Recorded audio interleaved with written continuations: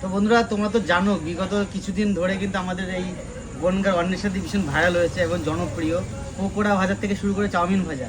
তো আজকে finally launch করেছে মানে বিরিয়ানি। দেখো বিরিয়ানিটা দেখো ভাই একটু।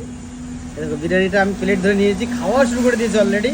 তো ভিডিও করতে মনে ছিল না, দিদিকে পাশের ডাকে এখন ভিডিওটা করছি। দিদি তুমি, তোমাদের দোকানে তো আমরা খেতে এসেছি আগেও, আজকে ফার্স্ট আসলাম খেতে, বিরিয়ানি খেতে। তুমি দর্শকদের উদ্দেশ্যে কিছু বলো।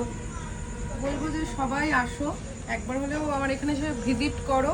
আমি 90 টাকা হিসেবে আনলিমিটেড যে বিরিয়ানিটা দিচ্ছি সেটা কীরকম কী কোয়ালিটির, কীরকম কী ভালো লাগলো তোমরা অবশ্যই কমেন্টে জানাও, ঠিক আছে? আর দিদি তো বললো, আর তোমাদের একটু ভিডিও মানে বিরিয়ানিটা দেখা, একটু দেখো।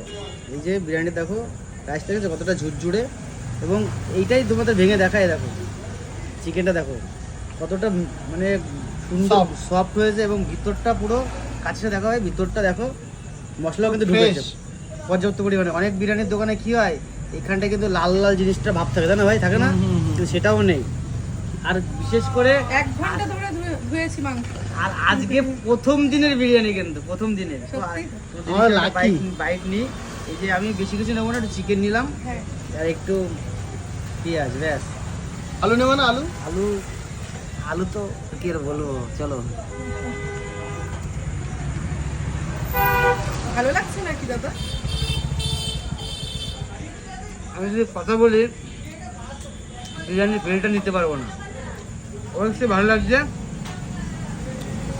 আর কি সবাই যখন আসবে, এসে খাবে, সবাই যখন ভালো বলবে, তখন আমার সত্যি খুব ভালো লাগবে। এরকম যে দিদি পাশে দাঁড়িয়ে, অনেকে বলতে পারে অনুষ্ঠান বাড়িতে যদি কেউ শুনে যে কেমন হয়েছে রান্না, কি মুখের উপর খারাপ বলবো? এটা কোনো বিষয় না। তোমরা যখন বলবে আমার আরো বেশি ভালো লাগবে। তোমরা এসে খেয়ে দেখো, খেয়ে তারপরে এই ভিডিওর কমেন্টে বলে যেও যে খারাপ কি ভালো বললো। হ্যাঁ একদম, আমার প্রোফাইলে কমেন্টে গিয়ে বলে এসো। চলো এখন খেতে থাকি, আর দিদি কাজ আছে ব্যস্ত। চলো চলো। তোমাকে প্লেটে